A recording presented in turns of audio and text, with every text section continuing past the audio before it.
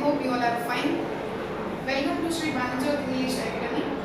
Today we are re-education about social science का जो chapter number 1 है उसका आज हम पार्ट 4 पढ़ेंगे. पार्ट 1, 2, 3 में हमने यूरोपियंस जो थे उसके इंडिया आने की वजह समझी. फिर कुछ कोलंबस थे, वास्को द गामा थे जिन्होंने इंडिया आने के लिए समुद्री रास्ता ढूंढा था, उसके बारे में पढ़ा. पार्ट 3 में हमने पढ़ा कि फ्रेंच लोग इंडिया में आए थे ट्रेडिंग के लिए, डच लोग इंडिया में आए थे ट्रेडिंग के लिए. फ्रेंच और डच दोनों को हरा के ब्रिटिश जो थे अब वो इंडिया में आए थे अपना ट्रेडिंग एक्सटेंड करने के लिए. तो पार्ट 4 में आज हम पढ़ेंगे कि ब्रिटिश लोगों ने अपना शासन जो था वो इंडिया में कैसे स्थापित किया. ब्रिटिश ट्रेड इन बंगाल, जैसे हमने पार्ट 3 में पढ़ा था कि ब्रिटिश लोग जो थे उन्होंने अपना फर्स्ट जो व्यापार था वो बैंक ऑफ रिवर हुगली में उसकी स्थापना की थी इन द ईयर 1651 में. यहाँ तक हमने पार्ट 3 में पढ़ा था. The forts were garrisoned for their protection of the factory, यानी कि अब उस जो किले की जो उन्होंने जो स्थापना की थी हुगली के अंदर जो फर्स्ट किले की स्थापना की थी व्यापार के लिए, उस किले की सुरक्षा के लिए उन्होंने वहां पे गैरिसन यानी कि आर्म फोर्सेस एक सैन्य दल बुलाया था, सुरक्षा दल जो उस किले की सुरक्षा कर सके. And got the permission from the Mughal empire Aurangzeb to trade without paying taxes against the annual payment. इसके साथ साथ ही उन्होंने जो औरंगजेब किंग था उसकी परमिशन ले ली थी. कौन सी परमिशन? कि वो लोग इंडिया में लेके व्यापार तो करेंगे बट उसका कोई टैक्स पे नहीं करेंगे, यानी कि एनुअल पेमेंट, वार्षिक पेमेंट भी उसका कुछ वो लोग नहीं देंगे, यानी कि वो फ्री ऑफ टैक्स इंडिया के अंदर व्यापार करेंगे. ये परमिशन उन्होंने ले ली थी औरंगजेब के पास से. अब आप यहाँ पे देख रहे हो कि ब्रिटिश लोगों ने ब्रिटिश ट्रेड इन एक्सपांड, यानी कि ब्रिटिश लोगों ने अपना जो व्यापार था वो इंडिया के अंदर कैसे एक्सपांड किया. The expansion of the British rule between 1757 century and 1857 century. 1757 से लेके 1857 तक ब्रिटिश ने इंडिया में 50% या उससे ज्यादा हिस्सा जो था वो अपने व्यापार के लिए अपने अंदर ले लिया था.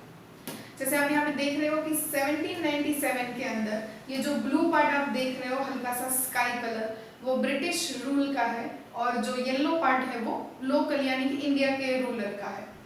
तो 1797 में इंडिया के कुछ ही हिस्से ऐसे थे जो ब्रिटिश लोगों ने अपने व्यापार के लिए यूज किए थे. जैसे मद्रास का एक छोटा सा हिस्सा था, बनारस था, कैलिकट था, ये कुछ ही पार्ट थे. इससे आगे चल के 1840 में अगर आप देखो तो इंडिया का बहुत सारा पार्ट जो है वो स्काई कलर का हो गया, यानी कि ब्रिटिश लोगों ने अपने ट्रेडिंग के लिए उसको अपने अंदर ले लिया है. जैसे दिल्ली है, बनारस है, गोवा है, मुंबई है, ऐसे मद्रास है, ऐसे बड़े बड़े जो एरिया है वो ब्रिटिश लोगों ने कवर कर लिए थे अपने व्यापार के लिए. उसके बाद 1857 की इमेज अगर आप देखोगे तो इंडिया का 50% या उससे ज्यादा हिस्सा जो था वो ब्रिटिश के अंदर आ चुका था, ब्रिटिश शासन के अंदर आ चुका था. तो इस तरह से ब्रिटिश लोगों ने धीरे धीरे पूरे इंडिया में अपना जो व्यापार है, अपना जो शासन है वो फैलाना शुरू कर दिया था. By this time, the East India Company was in a race to earn more and more money. अब जो ईस्ट इंडिया कंपनी है अब भी ज्यादा वो पैसा कमाना चाहती थी, इससे भी ज्यादा अपना व्यापार जो है वो इंडिया में करना चाहती थी. As per the order passed in Bengal, only the company available the benefit of tax-free trading. यानी कि बंगाल के अंदर औरंगजेब का जो ऑर्डर पास हुआ था वो ये हुआ था कि ईस्ट इंडिया कंपनी जो व्यापार करेगी उस पे कोई टैक्स नहीं लगेगा. However, many officers who were engaged in private trade did not pay the taxes as well. अब उस कंपनी के अंदर जो ऑफिसर्स काम करते हैं वो ऑफिसर अगर खुद का व्यापार कर रहे हैं यानी प्राइवेट ट्रेडिंग, व्यक्तिगत खुद का जो व्यापार कर रहे हैं वो लोग उसका भी टैक्स पे नहीं कर रहे थे, जबकि अलाउड सिर्फ कंपनी को था.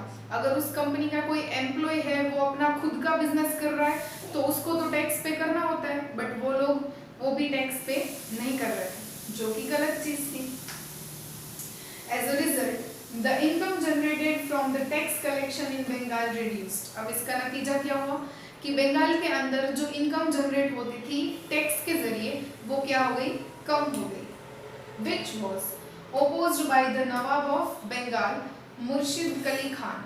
अब इस चीज को बंगाल का जो नवाब था मुर्शिद कली खान उसने इस जो टैक्स का जो गलत रूल था या वो लोग जो टैक्स पे नहीं कर रहे थे उसके खिलाफ अपनी आवाज उठाई।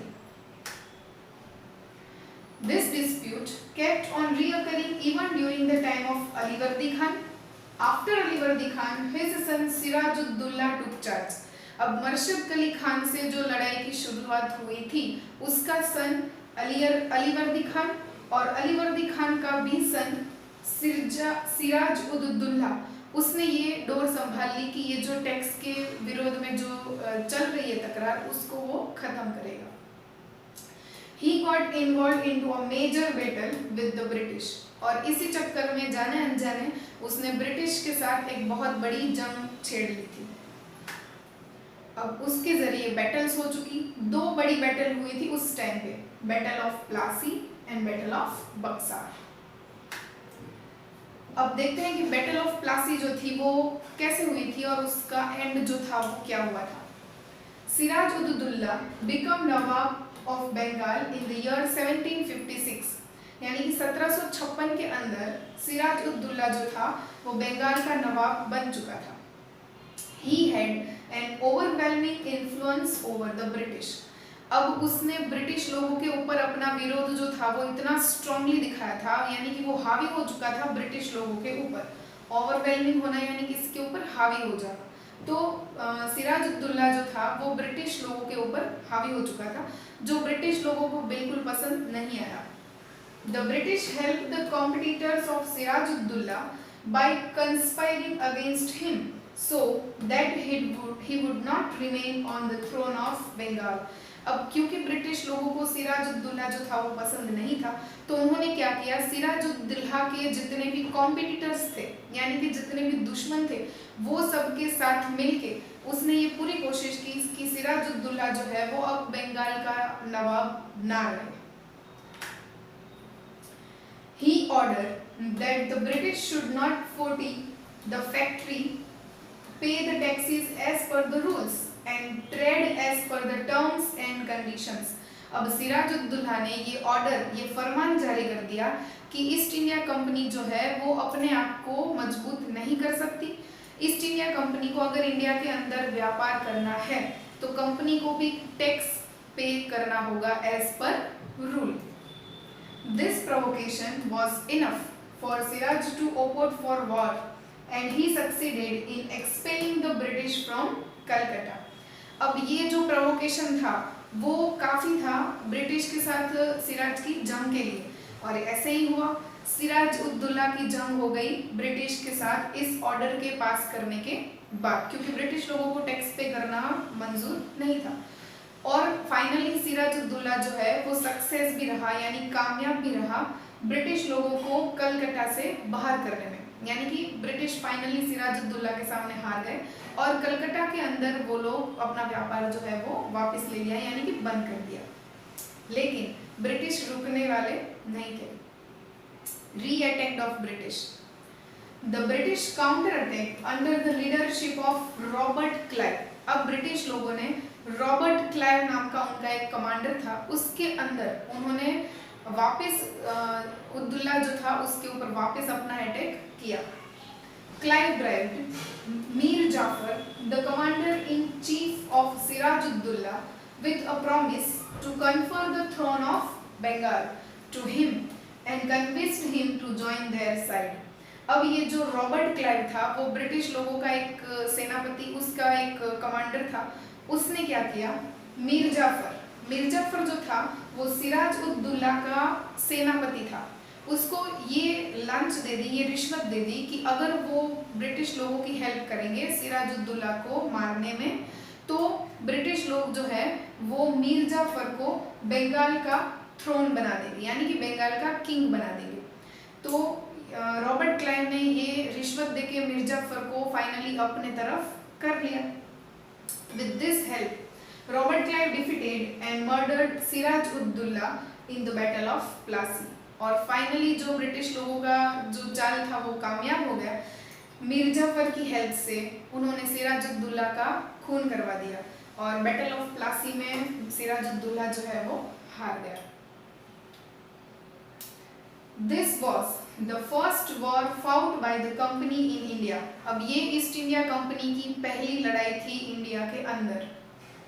Which marked the beginning of the British rule in India। जो ब्रिटिश शासन की एक बहुत बड़ी शुरुआत थी इंडिया के अंदर। Thus, this war is considered to be a turning point in the history of India। और इसीलिए ये जो बैटल ऑफ प्लासी जो है वो भारत के इतिहास का एक बहुत बड़ा टर्निंग पॉइंट है। अब देखते हैं कि बैटल ऑफ बक्सार में क्या हुआ था और उसका फाइनल रिजल्ट क्या हुआ। As promised the East India Company appointed Mir Jafar as nawab of Bengal. यानी कि जो क्राइव ने जो प्रॉमिस किया था मीर जाफर को बंगाल का किंग बनाने का, वो प्रॉमिस उन्होंने पूरा किया और मीर जाफर को उन्होंने बंगाल का नवाब घोषित कर दिया। Robert Clive also went back to England. Robert Clive उसके बाद इंग्लैंड भी वापस चला गया। With the passage of time Mir Jafar become hostile towards the British. अब जैसे जैसे टाइम जाता गया तो मीर जाफर जो था वो ब्रिटिश के खिलाफ मीर जाफर अपना विरोध दिखाने लगा, क्योंकि ब्रिटिश लोगों को एक ऐसा इंसान चाहिए था जो उसके उंगलियों पे चले, यानी वो लोग जो ऑर्डर करे वही काम करे। लेकिन मीर जाफर जो था वो ऐसा नहीं कर रहा था, यानी कि धीरे धीरे मीर जाफर का विरोध भी ब्रिटिश की तरफ आने लगा। The company decided to replace him with his son-in-law Mir Qasim. अब कंपनी ने ये डिसाइड कर लिया कि अब मीर जाफर की जगह पे मीर जाफर के सन-इन-लॉ जिसका नाम था मीर कासिम, उसको बंगाल के तख्त पर हम बिठाएंगे। The problem arose between Nawab and the company on account of non-payment taxes। अब ये जो कंपनी और मीर जाफर के बीच में तकरार किस वजह से हुई थी? Non payment of taxes. यानी मीर जाफर का भी यही मानना था कि ब्रिटिश कंपनी को टैक्स जो है वो पे करना होगा, और इसी वजह से मीर जाफर और ब्रिटिश के बीच में भी वापस जो है वो तकरार शुरू हो गई। In 1763 Mir Qasim was defeated by the company but he escaped। यानी कि 1763 में कंपनी ने वापस से वॉर किया मीर जाफर के साथ, मीर कासिम के साथ, और मीर कासिम जो है वो हार भी चुका था, लेकिन he escaped यानी मीर जाफर जो है वो वहां से भाग गया। He recognized his army along with the forces of Nawab of Oudh, Shuja'ud-Dawla and Mughal Emperor Shah Alam II। अब ये जो मीर कासिम भाग चुका था उसने धीरे धीरे अपनी लश्करी दल जो है उसको बढ़ा लिया। कैसे बढ़ा लिया? उसने ओध का जो नवाब था शुजा-उद-दौला और मुगल बादशाह आलम II, ये दोनों को अपने साथ लेके अपना जो लश्करी दल है उसको स्ट्रॉन्ग कर लिया था, यानी उसको बना लिया था। Their combined forces met the company forces at Buxar in 1764। अब ये सब ने मिलके, यानी कि ओध और मुगल एम्पायर और मीर कासिम, ये सब ने मिलके 1764 में बक्सर वॉर जो था उसको शुरू कर दिया था। The British East India Company won the war and all of a sudden Bengal, Awadh जो कि आज लखनऊ बोला जाता है, and Mughal empire was under their control. अब ये जो बक्सर का युद्ध था वो भी ईस्ट इंडिया कंपनी जीत चुकी, और अचानक से पूरे बंगाल पे, अवध पे यानी कि लखनऊ पे, और मुगल पूरा जो एम्पायर था वो अब आ चुका था ब्रिटिश शासन के अंदर, यानी सब पे अब राज किसका चल रहा था? ब्रिटिश का। Robert Clive was sent to India to take control the situation। अब ब्रिटिश लोगों ने इंग्लैंड से वापस रॉबर्ट क्लाइव को भेज दिया था कंपनी को संभालने के लिए, यानी ये जो शासन है उसको संभालने के लिए। That's how the East India Company, a trading company, emerged as a political power in subcontinent of India। और इसी तरह से एक British company, east India company की जिन्होंने स्थापना की थी इंडिया के अंदर व्यापार के लिए, वो धीरे धीरे देखते ही देखते इंडिया का एक अनुशासन बन गई, यानी कि पूरे इंडिया पे उन लोगों का शासन जो है वो चलने लगा। और इसी तरह से वो एक पॉलिटिकल पावर कंपनी भी, यानी कि राजकीय पावर जो है वो उन लोगों का धीरे धीरे पूरे इंडिया में आने लगा और वो एक महासत्ता बन गई इंडिया के अंदर।